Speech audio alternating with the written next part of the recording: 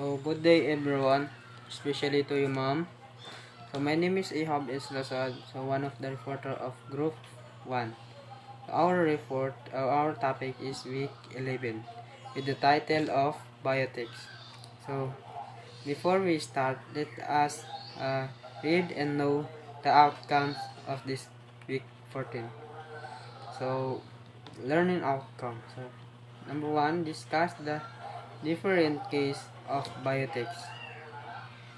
Number 2, justify their ethical principle on certain bioethical case anchored on a moral theories as discussed in this learning material.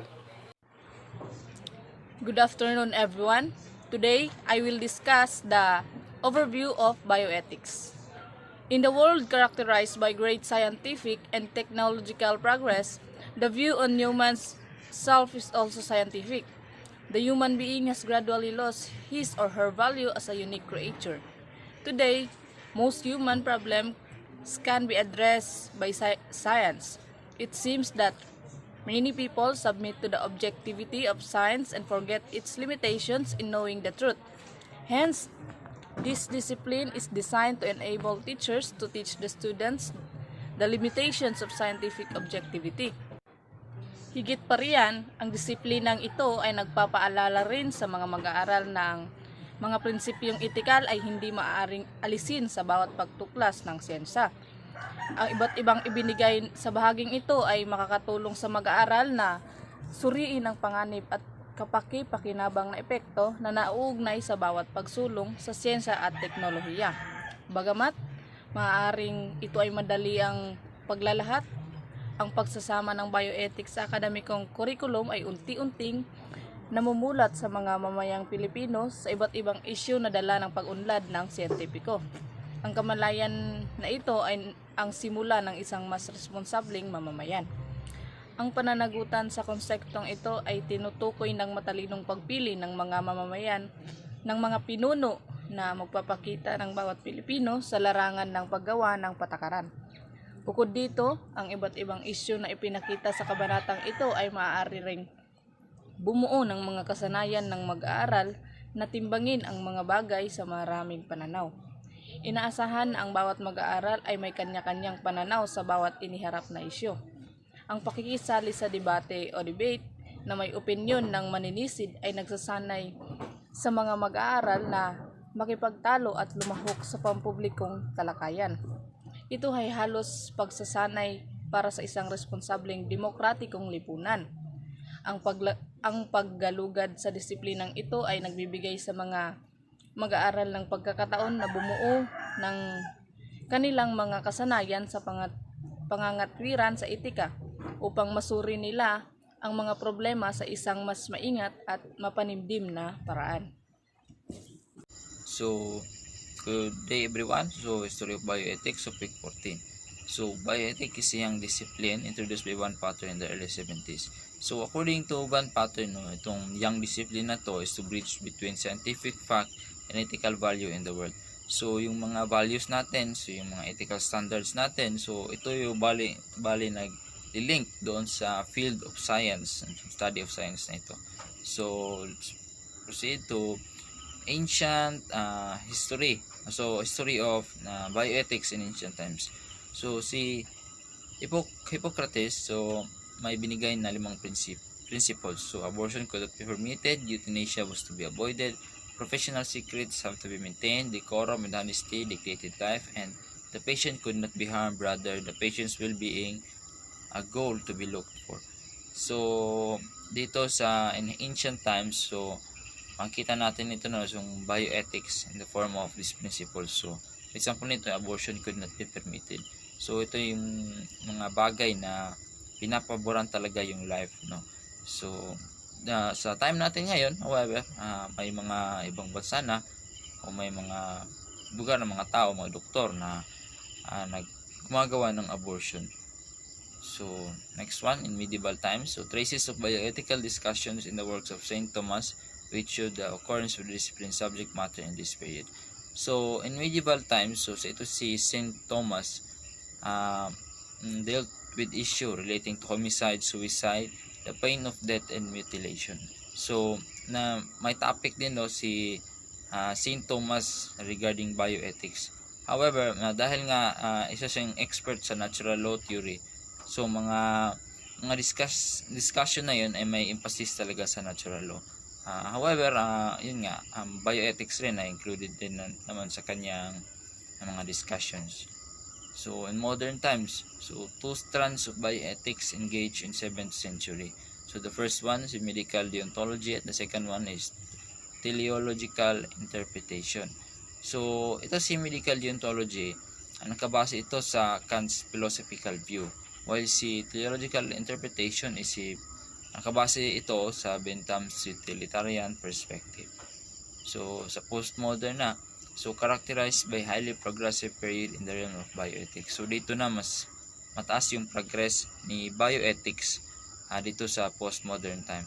So with the conspicuous development is the question the capability of man to handle such progress.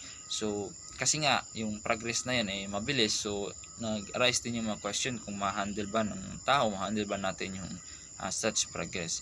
So discussion on justice, freedom, and societal order paved the way for the rising knowledge of human rights which is rooted man's dignity.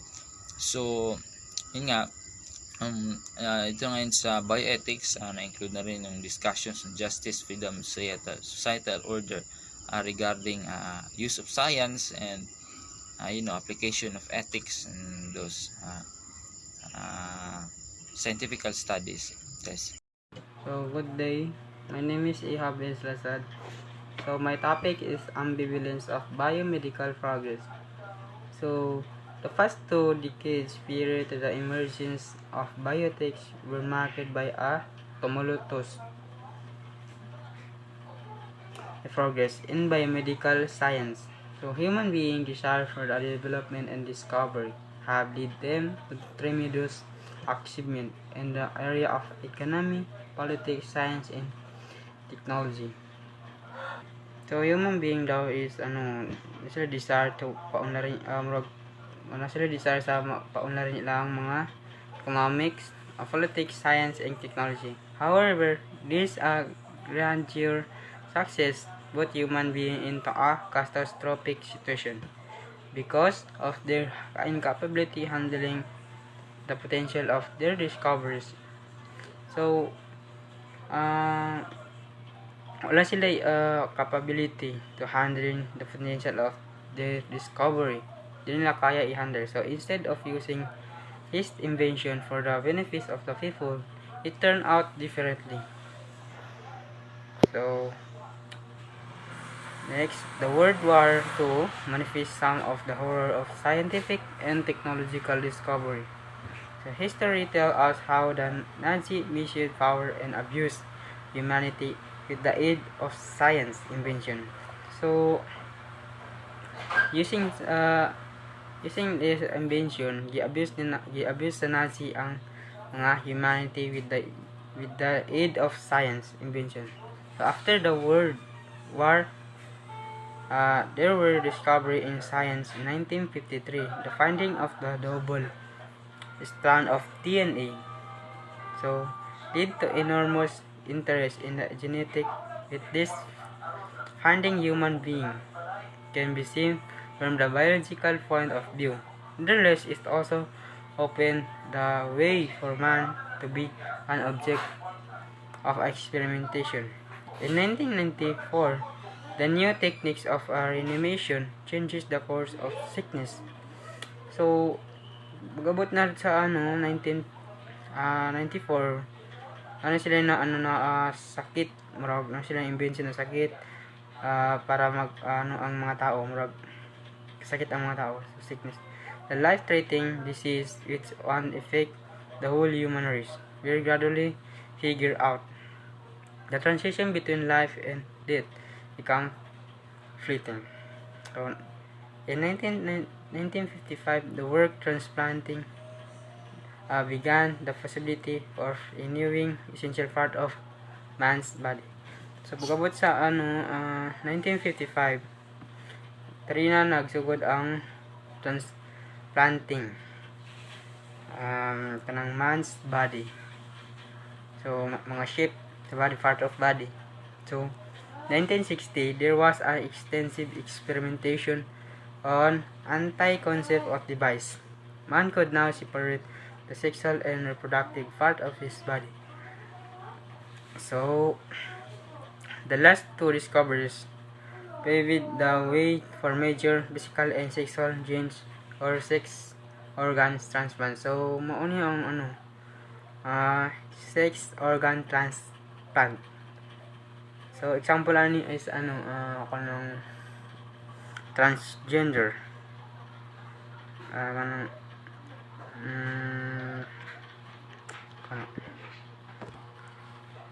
kanang mga transplant sa kanang mga kidney. So kani is sex organ siya. So example ani is transgender. So human rights. Incorporating human dignity in the philosophical treatises highlight the discussion of human rights. The rights include the right to health and to health care as aspect of justice. So tanaman ta natay our rights with our own health.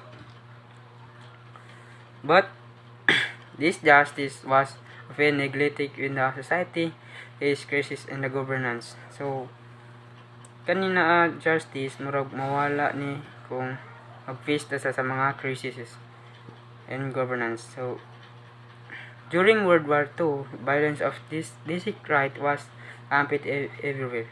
Abuse erred to commit advance the interests of the Nazi party.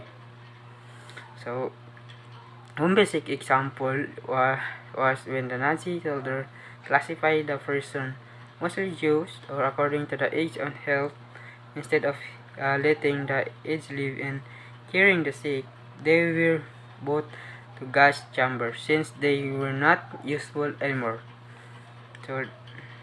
So moona ang Nazi daw is sila mga prisoners o tigulang na kanang mga dysfunctional useful.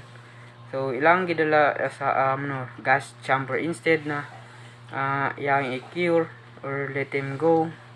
So ilang gidala sa gas chamber because wala na sila, mga useful na sila, tigulang na sila, wala na sila kaya. So dysfunctional sila. Murag Nazi is murag ang Nazi gi-abuse ilang mga dignity. So especially and kanang mga these dysfunctional prisoners were sentenced to death without consideration of their dignity. So kanang sinintensyan sila o wala sila mga without consideration of their dignity. The capability to the person contribute become the basis of existence.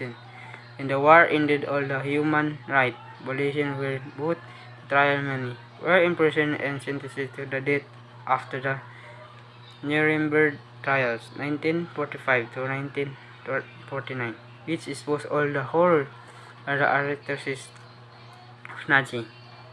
When concession came and the violation of the law of the state, there was need to affirm the dignity of man and express them in diverse manners. Good day everyone, I am John Eric Agripalo. My topic is crisis regarding the myth of ethical neutrality of science. The positivistic approach of science keeps a way of thinking that says there is no need for a general ethics that would interact with the perfect objectivity and rationality of facts. This means that there are incidents that illustrate how science abandons the role of ethics in order to justify some unethical interest. It should be acknowledged that pure and applied science must be related to ethics because not all scientific truths are particularly valid. Next, environmental crisis. Since 1960s, the philosophers, scientists, entrepreneurs, politicians, and the general public had to recognize the massive impact on the environment, water, and the air, the extinction of many species, and the breaking of thousands of creatures' connections with their natural habitat as a result of human activity.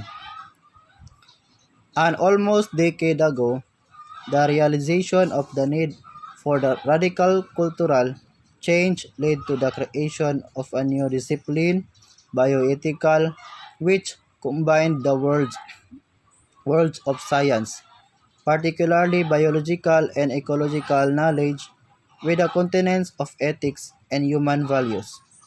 Humans are equipped with intellect which made more accountable to himself, to other humans, and to non-humans. Next, bioethical principles. The broad study of what we should do or should to not to do, what is right or wrong, and what is good or bad. According to our beliefs and moral reasons is ethics. There is a subset of study known as bioethics, which focuses on the interactions of ethical principles and the biological functions. It composed of various principles that serve as the norms by which every factual opinion, statement, or decisions is guided in order to benefit the general public. Furthermore, these principles respect the dignity, ensure justice, maintain confidentiality, promote truthfulness, uphold faithfulness, and protect the wholeness of every person involved in any bioethical issue facing society. And lastly, autonomy. As individuals with autonomy, we understand what is in our own best interest and what we believe. Experts cannot always tell us what is best for each of us because our individual concerns and values vary. Respecting our autonomy is an aspect of respecting ourselves as individuals.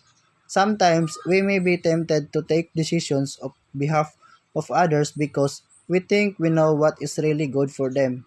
A parent may do this to a child, but we must respect the autonomy of adults.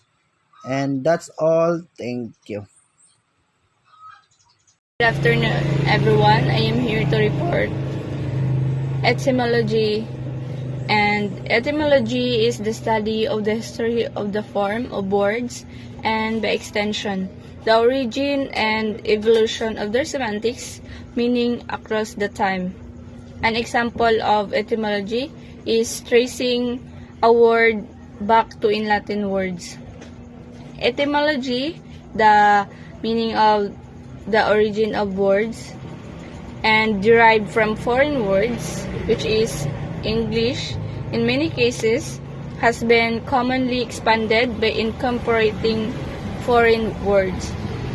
Additions through technology product, our words often reflect current interests, trends, and incorporation.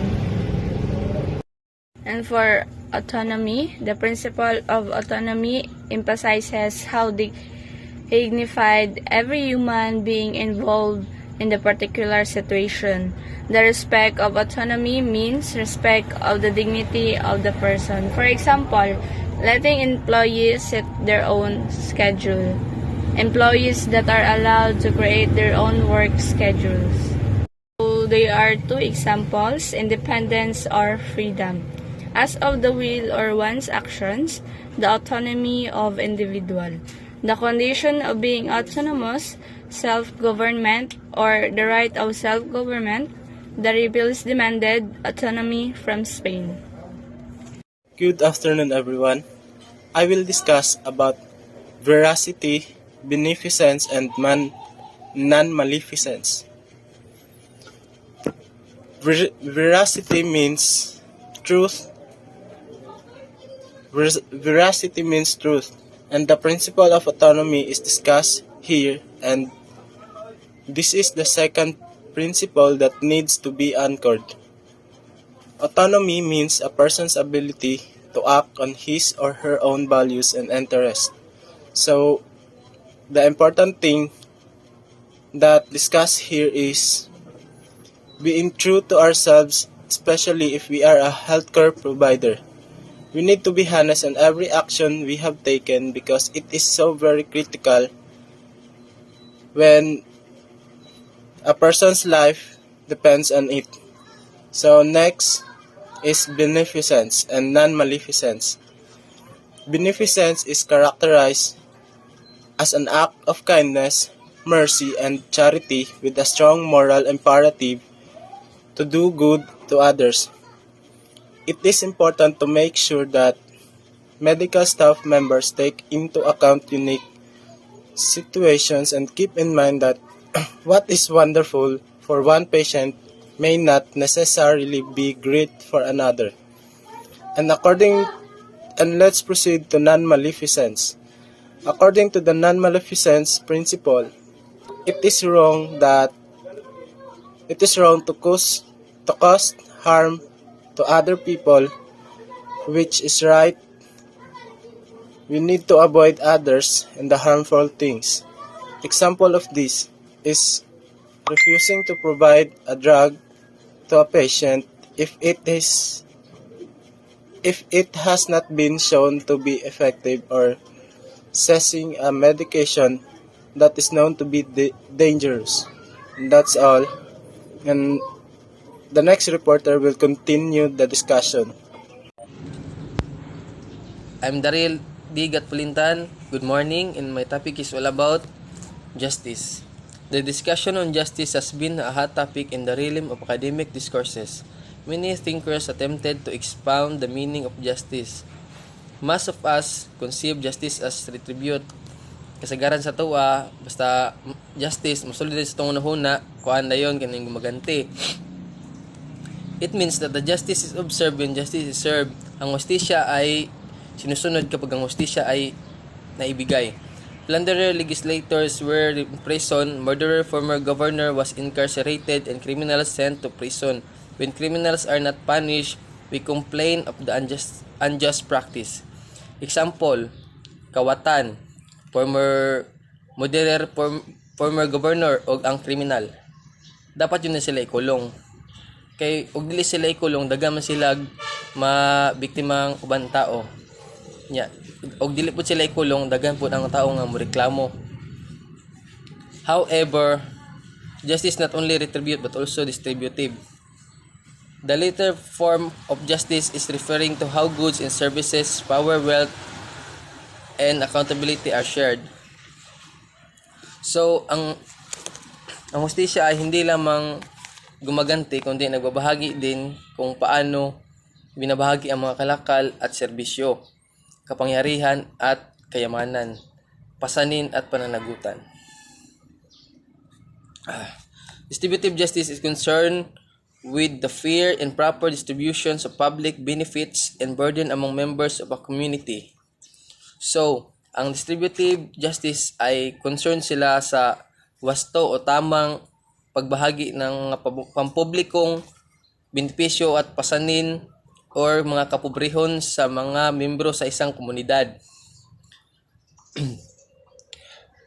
This has been an issue that thinkers from the past up to the present time are trying to contemplate and elaborate to acquire a distinctive description of justice.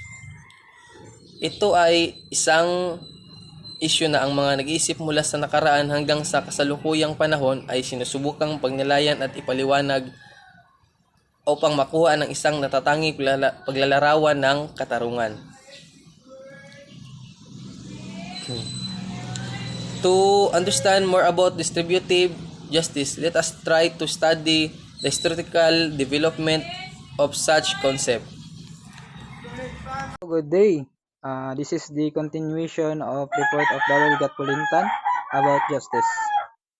So let's start. Justice in historical concept. In the ancient times, justice was viewed according to merit. Plato in the Republic clearly described justice according to the role played by every citizen in the society. In the ancient times daw, ang justice was viewed according to merit. So, ang merit means the quality of being particularly good or worthy, especially so as to deserve praise or reward. This merit is given to the individual um, according to the individual share to the society. So Plato believed that each member of the society understand and perform his or her proper role in the society, such as obeying the laws.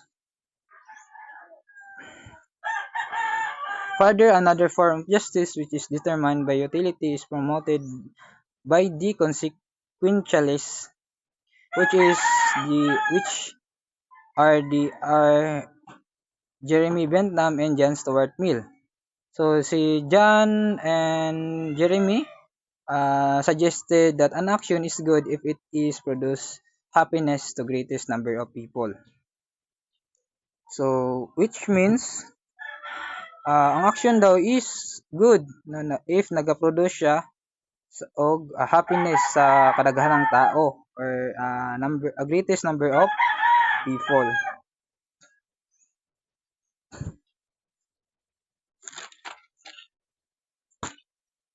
So later Bentham successor John Stuart Mill developed the doctrine into an ethical way, which is the formulation of doctrine. The formulation of doctrine and act according to rules so that such action may produce good for the greatest number of people. Nevertheless, this concept of justice is limited only to the majority, and the minority, which is often times the victim of injustices, is forgotten and neglected. So which means for instance, no,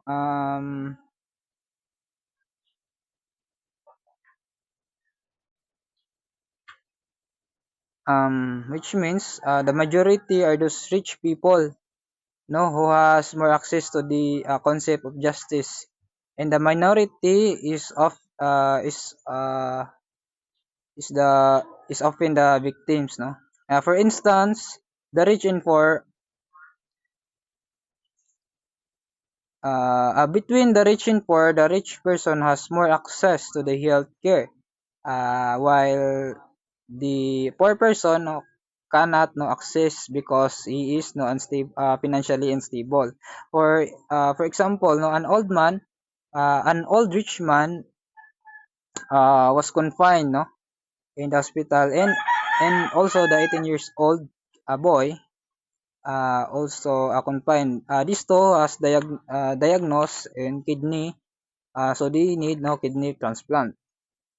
So in this example, the concept of justice,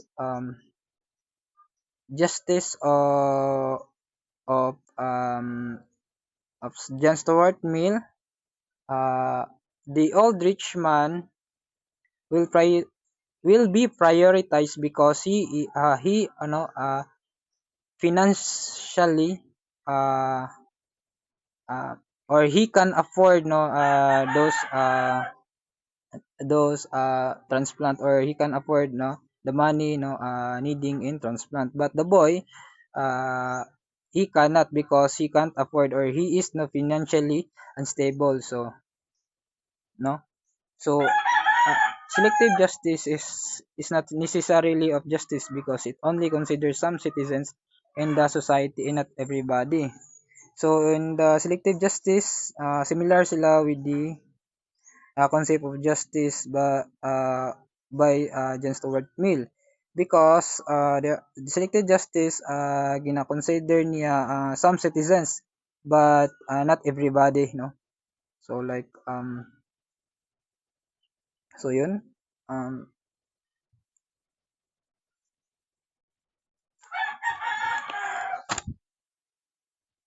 So another view of justice is the equality. Equality, state of being equal, especially in states, rights, and opportunities. Equality is very famous in every democratic society. So a democratic society is one that works towards the ideals of democracy such as respect for individuals and their to make their own choices. So John Rawls is considered the most widely read uh, proponent of this view. The justice as equality can be explained using two principles. The first principle is the principle of liberty. The first principle means that each citizen the society provided. So it means tanan sa society is na right na enjoy ang mga oportunidad na gihatag sa society such as right to freedom, right to speech, right to liberty, right to own a property or whatsoever. And second, whenever some members in the society are constrained by their economic capability, it is the responsibility of the government and the affluent citizens to lift up their lives. So, um, so katong mga tao na dili financially unstable or wala sila capability no na kuan na na or wala sila capability ah ah, so wala sa dili sila or like poor sila no so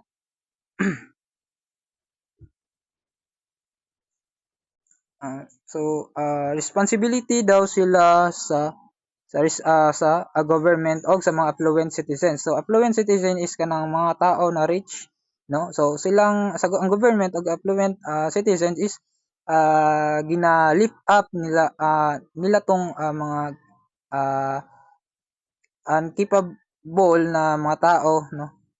Para mas um or iangat no nila tong mga kinabuhi sa katong mga tao na uh, economic constrained by their economic capability, no?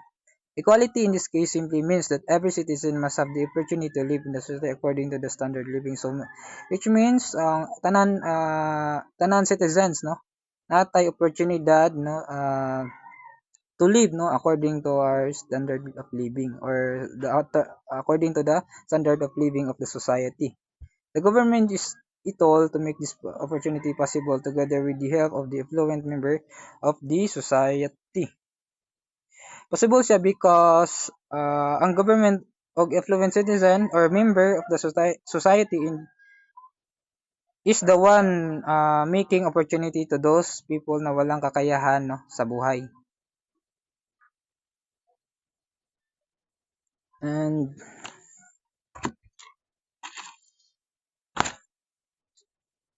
so, however, this situation might force the affluent citizens to help the underprivileged.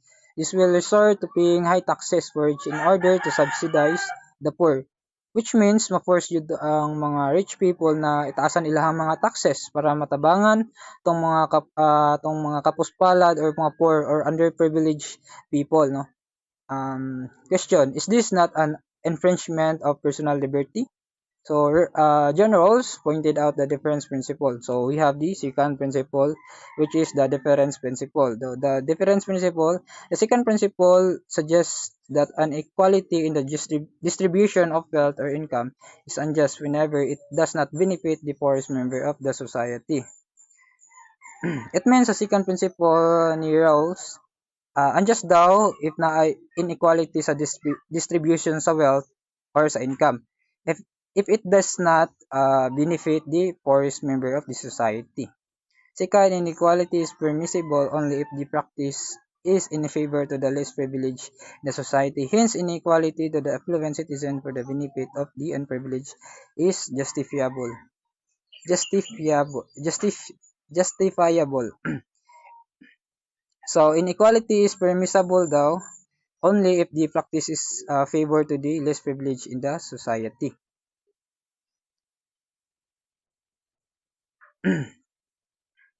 uh,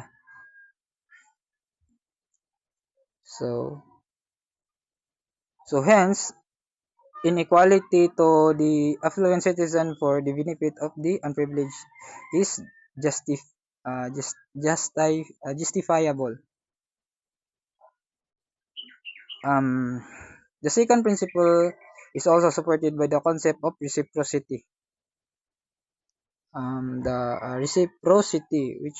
Reciprocity means the practice of exchanging things with others for mutual benefit, especially privileges granted by one country or organization to another.